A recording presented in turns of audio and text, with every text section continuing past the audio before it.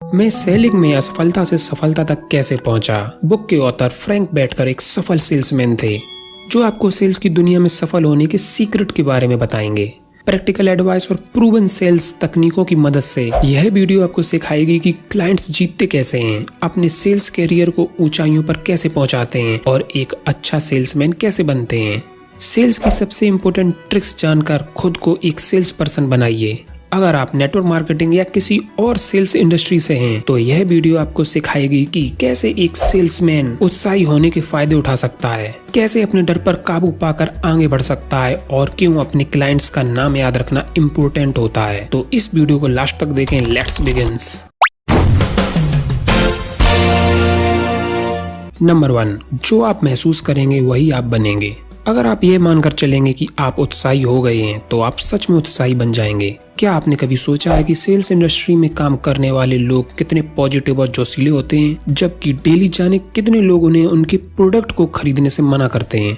Sales person को अपने हर product को बेचने के लिए कम से कम 10 बार नो तो सुनना ही पड़ता है, तब कहीं वे अपना प्रोडक्ट बेच पाते हैं। इसका सीक्रेट है उत्साह, और यह एक ऐसी क्वालिटी है जो कोई भी सीख सकता है।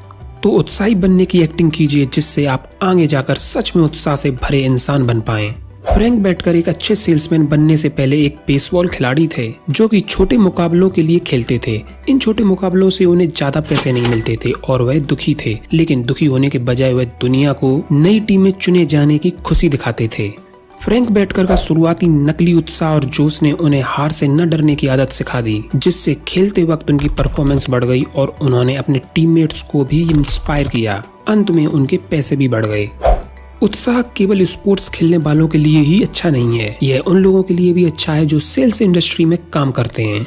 जब फ्रैंक बेसबॉल खेलने से रिटायर हुए, तब वह एक इंश्योरेंस सेल्समैन बन गए, लेकिन 10 महीने जॉब करने के बाद ही उन्हें जॉब छोड़ने का मन होने लगा। उन्होंने जाना कि उनकी नई जॉब में भी उत्साह की कमी थी जो उन्हें पीछे धकेल रही थी। फ्रैंक ने उत्साही बनने की पूरी कोशिश की और वे अपने नए एटीट्यूड को अपनी अगली सेल्स मीटिंग में साथ लेकर गए, और इस एटीट्यूड ने उन्हें आगे पहुंचाया और उन्हें अपनी पहली सेल भी मिली। अगर आप उत्साही होने की एक्टिंग करेंगे तो आप सच में उत्साही फील करेंगे, और ये एक ऐसी क्वालिटी है जो आपके सभी काम को आसान कर देगी। नंबर 2, अपने बारे में सोचना छोड़िए और अपने क्लाइंट की असली परेशानियों को ढंग से सुनिए। मान लीजिए कि आप कंघे बेचते हैं। क्या आपको लगता है कि आप किसी गंजे आदमी को कभी कंघा बेच पाएंगे? बिल्कुल नहीं, चाहे वो एक कंघा दुनिया का सबसे अच्छा कंघा क्यों ना हो। अगर आप अपने क्लाइंट को कोई ऐसी चीज बेचना चाहेंगे जिसकी उन्हें जरूरत नहीं हो, तो आपको प्रॉब्लम आएगी ही। लेकिन अगर आपको जानना है कि आपके क्लाइंट को आखिर जरूरत किस चीज की है, तो आपको उनसे सवाल पूछते रहना चाहिए, जैसे आखिर इस बिजनेस में आए कैसे, या उन्हें अपना बिजनेस पसंद क्यों है। अगर आप ये जान पाएंगे कि क्या चीज आपके क्लाइंट को मोटिवेट करती है, तो आप यह भी जान पाएंगे कि उन्हें किन चीजों की जरूरत है। सवाल पूछने से आप सिर्फ अपने क्लाइंट की जरूरतों के बारे में ही नहीं जानेंगे, लेकिन आप अपने क्लाइंट को दिखा पाएंगे कि कोई उनकी बात सुन रहा है। इससे आपके और आपके क्लाइंट के बीच एक अच्छा रिश्ता बनेगा। एक बार इस बुक के ऑथर ने एक क्लाइंट से 6 घंटे तक एक पॉलिसी के बारे में बात की। क्लाइंट उनके अटेंशन और फोकस को देखकर इतना प्रभावित हुआ कि उसने वह पॉलिसी खरीद ली। याद रखिए कि खुद की जरूरतों पर ध्यान देने से अच्छा है अपने क्लाइंट की जरूरतों पर ध्यान देना। एक मैगजीन सेल्समैन हुआ करता था जिसे व्यापारियों को मैगजीन बेचने में बहुत परेशानी आती थी। सबसे बड़ी प्रॉब्लम यह थी कि वह अपनी जरूरतों को अपने कस्टमर की जरूरत समझता था। सेल्समैन अपने कस्टमर्स को यह बताने में पूरा समय लगा देते हैं कि उन्हें मैगजीन क्यों खरीदनी चाहिए। इसकी बजाय उसे कस्टमर्स को यह बताना चाहिए कि उन्हें आखिर इस मैगजीन की जरूरत क्यों है। अपनी गलती को समझने के बाद सेल्समैन ने अपना बेचने का तरीका बदला। उसने अपने क्लाइंट को यह बताना शुरू किया कि वह सभी बहुत बड़े व्यापारी हैं और इसलिए उनके पास ज्यादा मैगजीन पढ़ने का समय नहीं होता, और इसलिए उन्हें इस बिजनेस मैगजीन की जरूरत है ताकि उनका ज्यादा वक्त बर्बाद ना हो और वह सब खबरें एक ही मैगजीन में पढ़ पाएं। इस तकनीक को अपनाने के बाद उसकी मैगजीन की सेल्स आसमान छू गई। नंबर 3, अपने क्लाइंट का एक नो पत्थर की लकीर नहीं होता। जानने की कोशिश कीजिए कि आखिर आपका क्लाइंट कोई चीज क्यों नहीं खरीदना चाहता। मान लीजिए आप जान गए हैं कि सवाल कैसे पूछते हैं और उत्साही कैसे बनते हैं, लेकिन सिर्फ यह जानना आपको बहुत सारी सेल्स नहीं दिला पाएंगे। ज्यादातर समय लोग नहीं बोलने की असली वजह नहीं बताते। इस बुक के ऑथर ने माना कि उनके क्लाइंट में से सिर्फ 38% लोग ऐसे थे जो किसी ऑफर को मना करने के पीछे का असली रीजन शेयर करते थे। सच्चाई जानने के लिए आपको कुछ इन्वेस्टिगेशन करनी पड़ेगी। फॉर एग्जाम्पल, बहुत सालों तक एक कंपनी को इंश्योरेंस पॉलिसी बेचने की नाकाम कोशिश करने के बाद ऑथर को एक जरिया मिला, लेकिन रातों रात उनका क्लाइंट डर गया और बोला कि कंपनी के पास नई इंश्योरेंस पॉलिसी खरीदने के पैसे नहीं हैं। ऑथर जानते थे कि उसे थोड़ी और इन्वेस्टिगेशन करनी पड़ेगी। ऑथर ने क्लाइंट से पूछा कि क्या पैसे की कमी ही आपकी इकलौती प्रॉब्लम है। क्लाइंट ने ऑथर को बताया कि उनकी असल प्रॉब्लम थी इंश्योरेंस पॉलिसी में उनके बेटों के कोई कवर ना होना।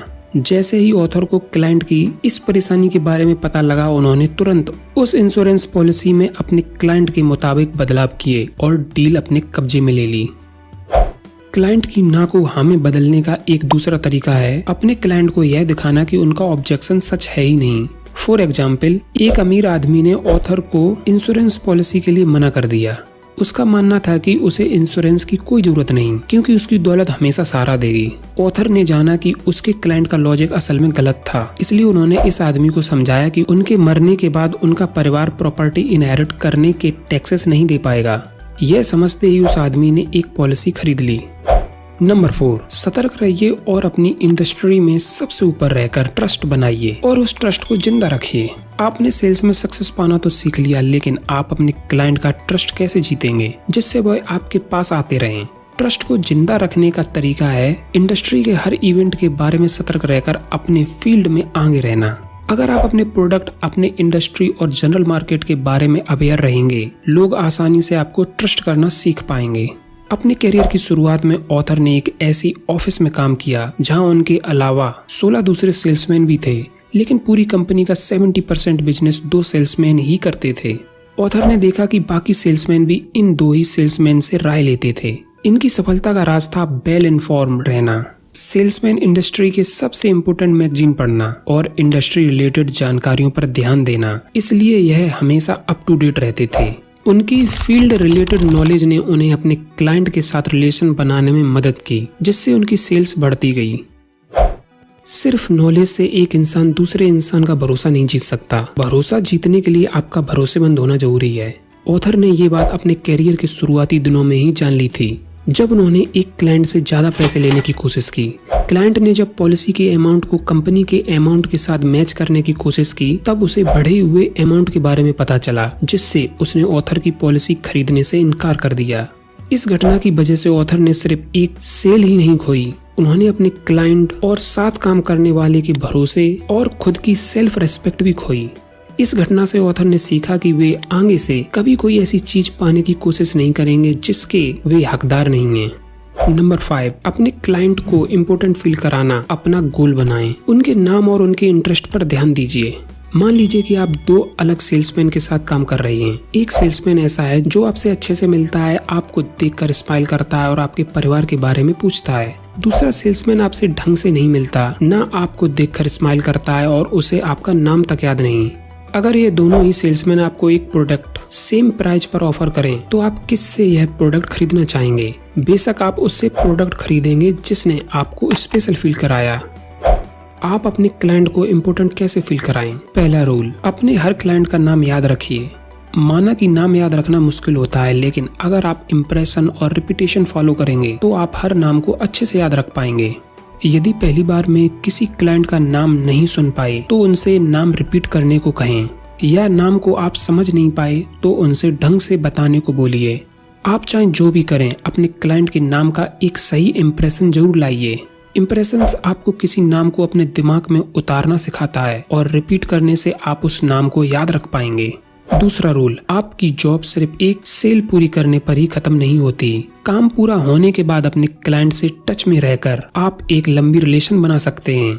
यही नहीं, आप देखेंगे कि कैसे आपके कस्टमर ही आपका प्रोडक्ट बेचना शुरू कर देंगे। फॉर एग्जाम्पल, एक अच्छा सेल्समैन अपने हर कस्टमर को प्रोडक्ट बेचने के बाद फोन जरूर करता है। इस स्टेप से कस्टमर इतने खुश हो जाते हैं कि वह अपने दोस्तों को भी अपने अच्छे एक्सपीरियंस के बारे में बताते हैं, जिससे सेल्समैन के लिए और भी नए क्लाइंट तैयार होते हैं। अपने क्लाइंट का ध्यान रखिए और वह भी आपका ध्यान रखेंगे।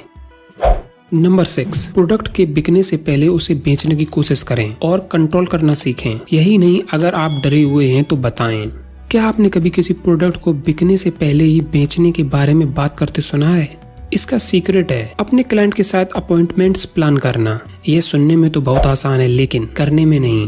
किसी क्लाइंट से मिलते ही अपना प्रोडक्ट बेचने का ख्याल आपको सोचने में तो बहुत अच्छा लगेगा, लेकिन आप देखेंगे कि किसी क्लाइंट से अपॉइंटमेंट बेचने के बाद आपका प्रोडक्ट और भी आसानी से बिकेगा। एक मीटिंग शेड्यूल करने की कोशिश करिए। कंफर्म करें कि आपका क्लाइंट सच में फ्री है और आपकी बात को ढंग से सुन सकता है। एक अपॉइंटमेंट शेड्यूल करने से आप अपने क्लाइंट को यह भी दिखा पाएंगे कि आप उनके बिजी शेड्यूल की इज्जत करते हैं। इससे यह भी पता लगता है कि आप उनके समय के साथ अपने समय की भी इज्जत करते हैं। क्लाइंट से अपॉइंटमेंट लेने का मतलब है सिर्फ आधी जंग जीतना। सोचिए आप मीटिंग में तो आ गए लेकिन आपका क्लाइंट आपकी बात सुनने को तैयार ही नहीं है। ऐसी सिचुएशन में बेस्ट चीज होगी क्लाइंट के सामने मानना कि आप डरे हुए हैं। एक बार एक कार कंपनी के एग्जीक्यूटिव को पॉलिसी बेचते वक्त ऑथर इतना ज्यादा डर गए कि उनके मुंह से आवाज तक निकलनी बंद हो गई। उन्होंने क्लाइंट से कहा, अब जब मैं आपसे सच में मिल रहा हूँ मैं इतना नर्वस फील कर रहा हूँ कि मेरे मुंह से आवाज भी नहीं निकल रही। अपने डर के बारे में बात करके ऑथर ने अपने डर पर काबू पा लिया और अपनी ऑनेस्टी से क्लाइंट का भी दिल जीत लिया। अगर ऑथर ने बोला नहीं होता तो क्लाइंट उन्हें बुरा समझता। एक सफल सेल्समैन बनना आसान नहीं होता, लेकिन थोड़ी सी डिटर्मिनेशन के साथ कोई भी इंसान इस गोल को हासिल कर सकता है। जब तक आप अपने कामों के बारे में उत्साही होंगे तब तक आप सेल्स में सक्सेस हासिल कर पाएंगे। अपनी स्किल्स को बढ़ाने से और कस्टमर को अपनी प्रायोरिटी बनाने से आप एक ऐसा सेल्स कैरियर बना पाएंगे जिस पर आपको नाज होगा। एक नोटबुक हमेशा अपने साथ लेकर चलिए जिससे आप क्लाइंट की डिटेल्स याद रख पाएंगे। अपने क्लाइंट्स की पर्सनल डिटेल्स से शुरुआत करें, जैसे उनकी हॉबी, उनके बच्चों के नाम, उम्र और ऐसी ही और चीजें। क्लाइंट से मिलने से पहले लिस्ट को देखिए और यह सब चीजें याद रखिए। इन डिटेल्स की मदद से आप अपने क्लाइंट के साथ एक अच्छा कनेक्शन बना पाएंगे, जिससे आपके क्लाइंट्स अच्छा फील करेंगे और आपकी सेल्स की चांसेस भी बढ़ेंगी।